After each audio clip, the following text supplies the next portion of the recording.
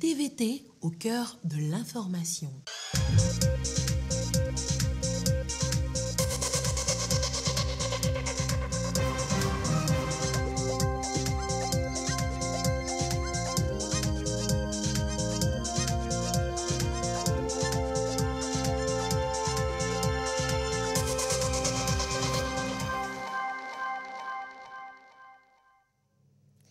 Bonsoir à toutes et à tous. Merci d'être avec nous pour ce journal.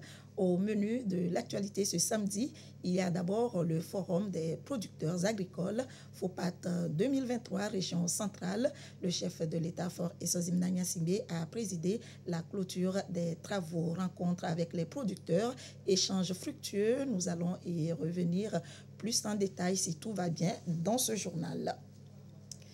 Nous irons dans ce journal à la rencontre d'un des plus grands planteurs d'anacarde de la région centrale et ces femmes qui s'illustrent dans ce domaine.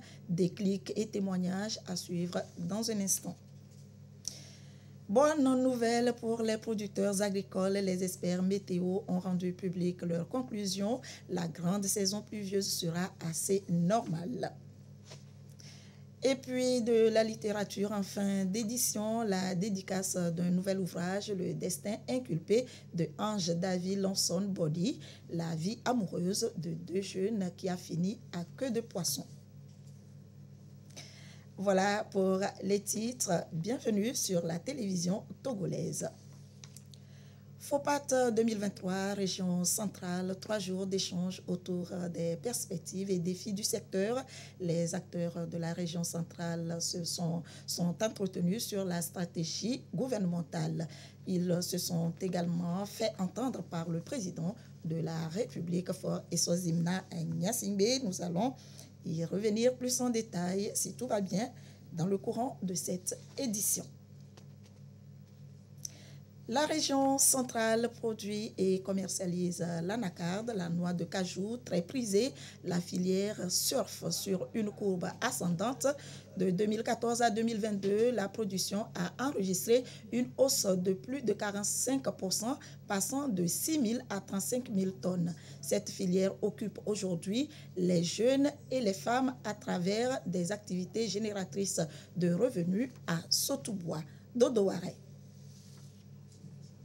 Forum des producteurs agricoles du Togo, région centrale. Mais sur place, maïs, sésame et bien d'autres produits attirent la clientèle chez Wassila. Une grande commerçante qui a préfinancé pour la dernière saison agricole plus de 400 producteurs.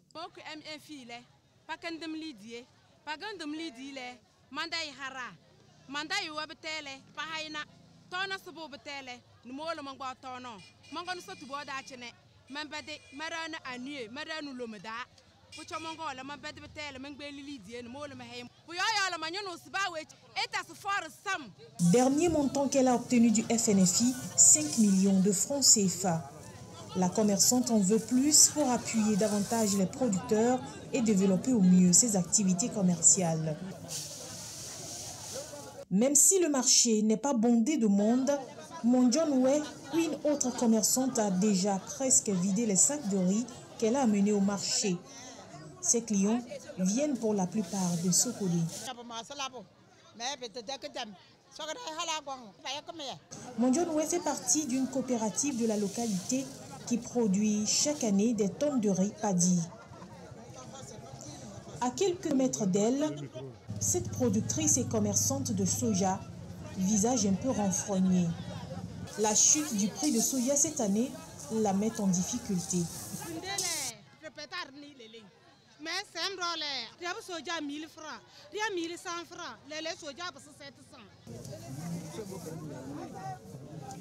Après avoir parcouru presque tout le marché, Madame Silibabi n'a trouvé qu'une petite quantité de la graine de karité. Il n'y en a pratiquement pas. La transformation de cette graine en beurre de karité, c'est sa spécialité, tout comme celle de 22 autres femmes réunies en coopérative. Notre coopérative s'appelle Coopérative Solungobu. Solungobu en Kotokoli veut dire un ton pronchet. Le début, c'était nous qui allons chercher. Mais après, avec la FNFI, nous sollicitons les prêts là. Si nous avons collecté un peu dans les champs, on achète, garder et on puise ça un peu pour faire le beurre de karité et vendre au nom de la coopérative. Et par exemple, l'année surpassée, nous avons fait plus de 30 tonnes. FNFI est prêt à nous aider pour qu'on puisse acheter le karité et faire le beurre. Mais le problème, c'est que qui va acheter notre beurre de karité? C'est le problème clé. Après le marché, Mme Silbabi s'est rendue au Fopat à Sokodé, à plus de 50 km de Sotoubois. Attentive aux communications, elle est décidée à repartir avec de nouvelles informations pour apporter sa pierre au développement du secteur agricole au Togo. Voilà, ces femmes qui s'illustrent plutôt dans la production et la commercialisation des produits céréaliers. Le monde agricole et les décideurs peuvent se réjouir. La grande saison des pluies sera normale selon les experts météo. Conclusion tirée après 5 jours d'intenses travaux sur les prévisions saisonnières. Marie-Ange Bida, en savoir davantage. Une grande saison des pluies normales, pas trop humide ni trop sèche, ce sont là les résultats de la rencontre des experts météo des pays du Golfe de Guinée. Quantité de pluie, poche de sécheresse, écoulement des bassins d'eau, tels sont les aspects analysés. On ne s'attend pas, du point de vue global, à ce que la saison démarre de manière très précoce ou bien à ce que la saison démarre de manière très tardive. Les séquences vont être vraiment raisonnables, sinon courtes. Et cela est très favorable pour les cultures. Pour des zones comme le Togo et les pays environnants, que les écoulements dans le cours d'eau soient également des écoulements moyens à excédentaires. Cela signifie que les risques associés à des débordements ne sont pas exclus. À partir de ces informations, les producteurs peuvent planifier la campagne agricole. Mais il faudra tenir compte des variétés à semer et du cycle de reproduction. On est dans un contexte de changement climatique. Pour garantir la productivité, on oriente toujours les paysans à utiliser des variétés à cycle moyen, voire le cycle court. Par exemple, là où vous avez l'habitude de mettre du riz, si on vous dit qu'il y aura beaucoup de séquences sèches assez longues, il fallait changer de culture. Vous pouvez prendre soit le maïs ou le sorgho, parce que le maïs résiste plus que le riz à la sécheresse et le sorgho aussi résiste mieux que le maïs et ainsi de suite. Donc c'est en fonction de ça qu'on prévoit. Et si on dit que la saison sera très pluvieuse et qu'il y a des risques d'inondation, en ce moment, les paysans doivent éviter les zones inondables. Ces rencontres annuelles sont l'occasion d'avoir des informations utiles pour les populations. Le ministère des Transports du Togo, le SILS et autres partenaires s'en félicitent. Le Forum de Lomé prend fin sur des recommandations pour pallier aux risques de sécheresse et d'inondation. Venons-en à la pisciculture. Le ministre de l'économie maritime a visité ce samedi l'aquafarm de Togblekopé, une structure d'élevage de poissons en étang et de maraîchage en cours de développement. Ramdan Bassina. Des poissons tout frais sortis des étangs. Dorade, tilapia, silure. Nous sommes à Togblekopé en périphérie de Lomé. La ferme intégrée Aquafarm s'est installée sur 14 hectares et est spécialisée dans la production maraîchère, piscicole, avicole, fruitière. L'écotourisme est en cours de développement. On a une main-d'œuvre qualifiée, très jeune et dynamique. On a une vingtaine d'employés, dont on a des saisonniers, des permanents. Et voilà, ils sont repartis en 3 groupes, ceux qui font le maraîchage, ceux qui s'occupent des poissons, et ceux qui sont là pour aider à la construction du restaurant que vous avez derrière moi. Le restaurant en cours de construction sera la particularité de cette ferme. En ce sens que vous pouvez venir pêcher votre poisson et le griller et aller manger sur l'eau.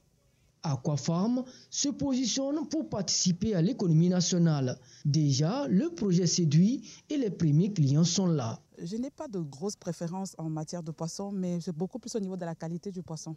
Et c'est ça qui m'amène aussi à Aquafarm parce qu'on sait que là, le poisson, il est frais. Connaissant la promotrice qui est très attachée à de la nourriture saine, c'est ça particulièrement qui m'a amené ici. J'ai acheté aujourd'hui, je vais inviter des amis, on va goûter ensemble. La pêche est un secteur en croissance ces dernières années au Togo. La production halieutique a enregistré en 2022 une remarquable croissance de 50%.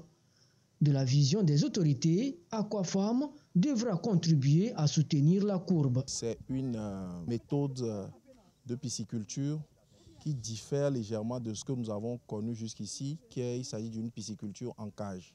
Ici, il s'agit de faire la pisciculture en étang, mais nous constatons que les résultats sont tout à fait satisfaisants également, avec une bonne prise ce matin. Et je crois que le modèle d'Aquafarm est un modèle sur lequel la direction de la pêche et de l'aquaculture va se pencher pour voir si nous pouvons également répliquer ce modèle dans d'autres endroits de notre territoire, puisque nous sommes tous d'accord que la pisciculture va participer à la sécurité alimentaire et va permettre à notre pays de produire plus et pourquoi pas un jour exporter. Le complexe aquacole Aquafarm se veut un projet complet, aire de jeu, restauration bio.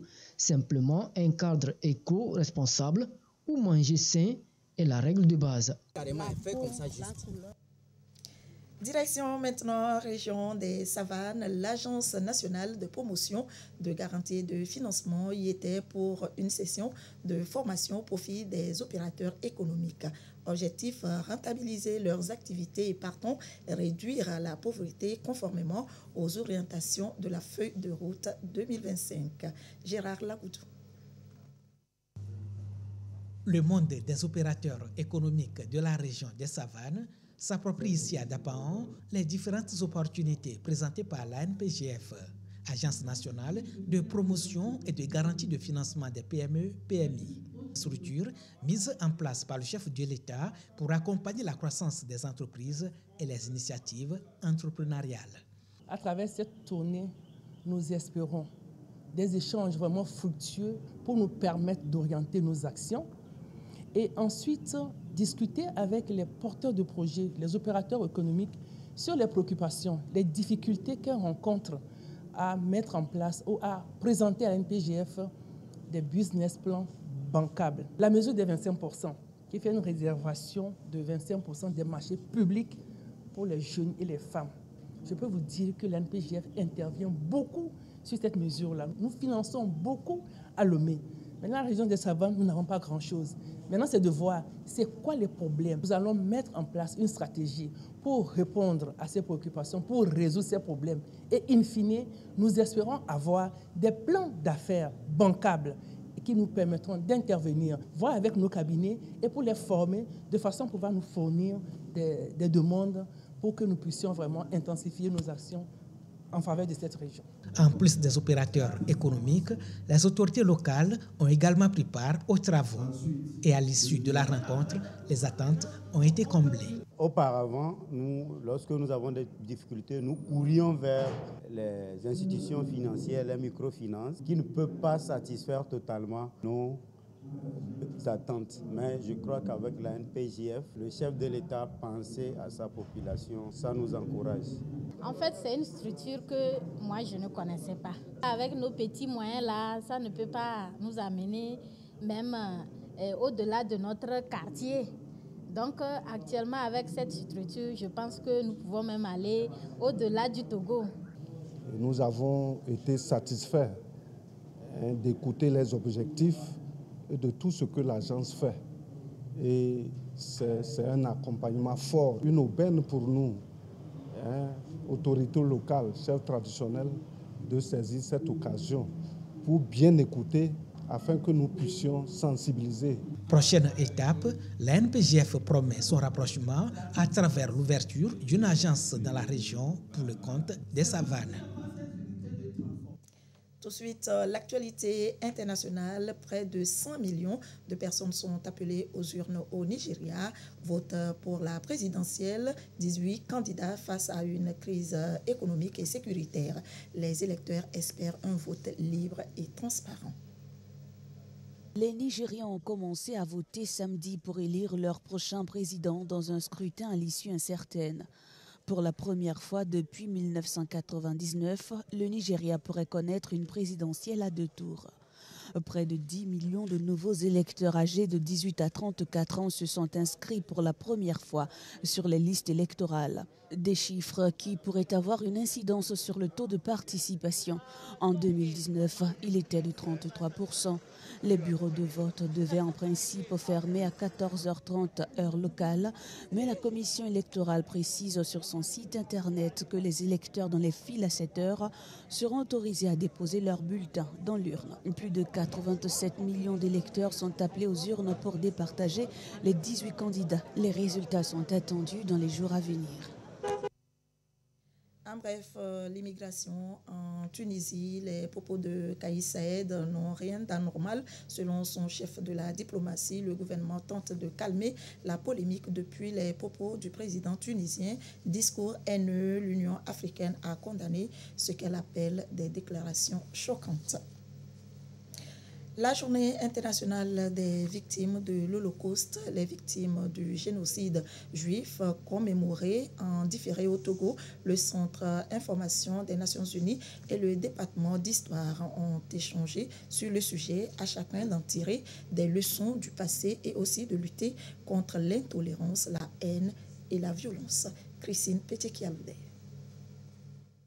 Plusieurs conflits passés ou présents dans le monde sont d'origine ethnique ou raciale.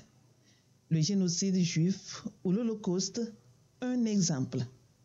Le déni de l'humanité, l'humiliation et le mépris de l'autre, des mots qui ont caractérisé l'Holocauste. La journée souvenir des victimes sert de cadre pour éveiller la conscience collective sur les conséquences de l'intolérance, la haine et la violence. S'il y a eu le génocide contre les Juifs, c'est surtout à cause de l'intolérance. Donc le message principal est d'expliquer les risques encourus dans une société où on cultive l'intolérance et à quel point la paix peut être menacée par des petits gestes du quotidien. Le Togo est aujourd'hui engagé dans la justice réparatrice dite transitionnelle. Elle privilégie le pardon, la réconciliation au détriment de la justice punitive qui a régné dans le contexte de l'Holocauste. Peut-être en temps, au cours de l'histoire, il y a un peuple peut-être a posé des actes et il y a des frustrations. Mais le temps n'est plus à revenir sur ces frustrations, sur les causes. C'est comment réparer. Nous devrons œuvrer ensemble pour la réconciliation, nous devrons œuvrer ensemble pour la paix, nous devrons œuvrer ensemble pour le pardon mutuel et surtout le vivre ensemble. C'est ce que j'ai pu retenir à travers ces deux thématiques très enrichissantes. La déformation des faits historiques et d'actualité comporte de graves conséquences. Les panélistes ont attiré l'attention des participants sur l'intérêt de la vérité de l'histoire et la nécessité de tisser des liens d'amitié et de solidarité malgré la diversité des cultures. Les conducteurs d'engins à 2 roues font une mise à jour de leurs compétences en matière de code de la route. C'est pour leur permettre d'obtenir un permis catégorie A. Marie-Thérèse Nabédé, reportage présenté par Clarisse Atticlé.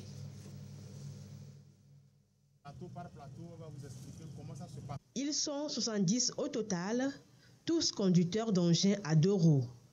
Encadrés par des formateurs assez expérimentés, ils revisitent le code de la route dans la pratique en vue de l'obtention du permis catégorie A. Une initiative du ministère de l'Inclusion financière et de l'organisation du secteur informel avec l'appui de la direction des transports routiers et ferroviaires. Le but, lutter efficacement contre l'insécurité routière grimpante. Cela va contribuer à réveiller les réflexes qui vont les aider à réagir promptement dans la circulation pour éviter les accidents. Parce que les motocyclistes sont les plus impliqués dans les accidents de circulation. Et c'est ce pourquoi l'État est en train de lutter depuis un certain nombre d'années pour inverser la courbe. Les formateurs leur dévoilent ici le secret d'un bon conducteur de moto. Et c'est à travers des conseils pratiques et des gestes tout simples qui sauvent. Nous leur montrons comment s'asseoir sur la moto. C'est très important pour nous parce que la position sur la moto seulement, ça sauve l'homme. Comment porter le casque, les types de casques à porter, les tours de tête, tout ça là. On leur en parle, on leur donne les conseils qu'on ne porte pas le casque pour s'échapper à la police. Et à l'issue de ça, nous allons sur le plateau technique pour leur montrer comment ça se passe. Je circulais sans permis, tout en le faisant avec ma petite connaissance. Mais ces 3 jours de formation nous ont montré vraiment que d'abord le permis est obligatoire, c'est une bonne chose, parce que c'est dans le souhait d'obtenir le permis qui vous fait venir à la formation, et c'est là où vous apprenez plus que ce que vous saviez. 1000 motocyclistes ont déjà bénéficié de cette formation depuis le mois de janvier. Le projet Zokeke prend en compte au total 100 000 conducteurs d'engins à 2 roues pour cette année 2023. Les acteurs des radios chrétiennes d'Afrique francophone ont tenu une réunion à Lomé, une séance de travail sur les stratégies de communication en ce qui concerne les messages de paix dans leurs pays respectifs. Sandra Ziabé. Dans un monde miné de foyers de tension, le Centre international chrétien d'études, de recherche et d'information veut faire des médias confessionnels un outil de paix. Aller au-delà de leur tâche de prédicateur pour influer sur les moments de tension. Ensemble, ils vont définir de meilleures approches pour aborder les questions brûlantes en période de crise. Ce séminaire vient pour répondre à une problématique, la problématique des conflits dans nos pays aujourd'hui. Nous sommes tous confrontés à ces conflits-là d'une manière ou d'une autre. Ce sont des attaques extérieures, mais ce sont aussi des conflits internes.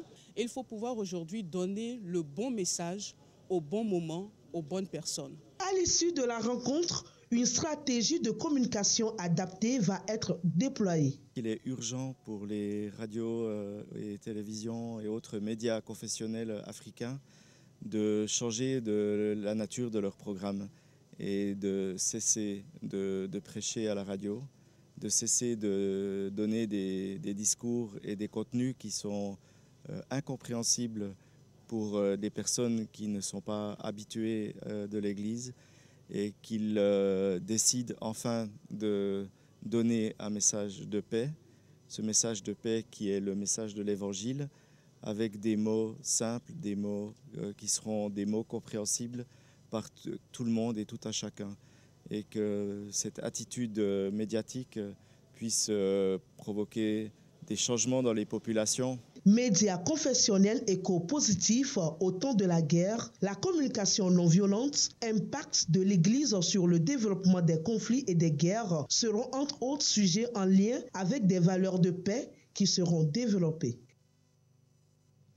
Littérature, dédicace d'un roman à l'eau de rose, le destin inculpé de Dovi Lonson Body, la vie amoureuse de 2 jeunes, une histoire qui n'a pas fait long feu. Ulrich Amégar nous parcourt quelques pages de ce roman. Le destin inculpé, en couverture, 2 silhouettes, une femme et un homme. Des images qui reflètent le contenu de ce roman de 109 pages, publié aux éditions Saint-Augustin. Parcours à la Roméo et Juliette de Biova et Emma, 2 tourtereaux devenus des atomes crochus au fil du temps, mais qui finissent par se séparer par la force des choses. Un récit alerte à la fois lyrique, dramatique, pathétique et tragique. Ce roman, dans d'autres circonstances, certains auraient voulu analyser, montrer un mécanisme de cause à effet entre des événements. Lui, ce qu'il fait, il coupe justement ce mécanisme-là pour nous montrer le côté mystérieux du destin. Sinon, ce serait du simple déterminisme, un mécanisme facile que tout le monde peut saisir. La vie telle qu'elle se passe peut s'annoncer de façon très favorable, mais tournée au vinaigre. C'est ce qui s'est passé dans ce roman. Mais ce que nous retenons, c'est le côté tragique, le côté désespéré des personnages, des 2 principaux personnages. Et c'est qu'ils ont été emportés par quelque chose qui les dépassait. Et c'est ce que l'auteur appelle le destin, ici, qui débouche un peu sur la fatalité. Une belle histoire d'amour qui s'est vue estompée, non pas par la faute de l'un des amoureux, mais une fin tragique à imputer au destin qui ne peut être changé. Je voudrais tout simplement signifier qu'on doit faire le deuil du passé. Notre passé, souvent, est entaché d'amertume, de chagrin. Et si on n'oublie pas ces adversités, notre développement personnel est entaché aussi de handicap. Passionné des lettres, Ange Deauville Lawson Body en est à son deuxième ouvrage, après son premier roman paru en 2014 aux éditions Aoudi. Des romans qui résument sa conception de la vie, parfois philosophique. FOPAT 2023, région centrale, 3 jours d'échange autour des perspectives et défis du secteur. Les acteurs de la région centrale sont entretenus sur la stratégie gouvernementale. Ils se sont également fait entendre par le président de la République, Faure Essozimna Gnassingbé. Le président de la République, Faure Essozimna Gnassingbé, a socodé pour le Forum des producteurs agricoles. FOPAT 2023, région centrale, le chef de l'État est accueilli à son arrivée sur place par une foule en liesse. Regardez.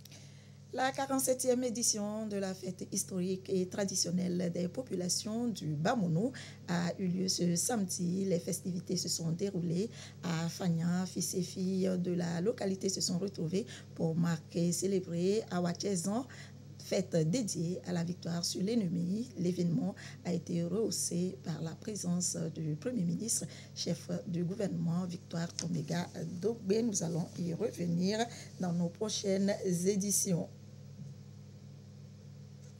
Et c'est ainsi que se termine ce journal. Merci de votre attention. Restez toujours avec nous. Nos programmes se poursuivent. Dans un instant, la météo, à suivre le concert party de Badamassi et sa troupe théâtrale. Juste après, tout est calé avec Kevin et toute son équipe. L'édition de 22h30 sera présentée par Abidé Gnassingbé. Merci de votre fidélité et très belle soirée à vous.